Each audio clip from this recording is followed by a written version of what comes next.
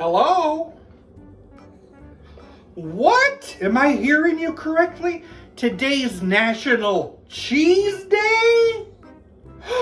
Then I've gotta celebrate. I'm gonna use my waffle phone and I'm gonna make a chaffle. Those are all the rage cheese waffles. I'm gonna make something called a Crab Rangoon Chaffle. I gotta go, I gotta make this chaffle. Spray that waffle phone. Bowl. I'm gonna use this 8-ounce pack of imitation crab. Flaked crab. Put that in the bowl. 4 ounces of softened cream cheese. I'm using the whipped kind. In the bowl. 2 eggs. And a half cup of parmesan cheese.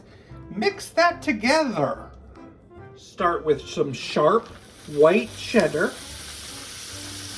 Add some of that crab dip. Finish with more cheddar. Close it up and let it cook for 5 minutes. Don't open it. We have ourselves a chaffle. Serve with a little sweet chili sauce. Crab Rangoon Chaffle.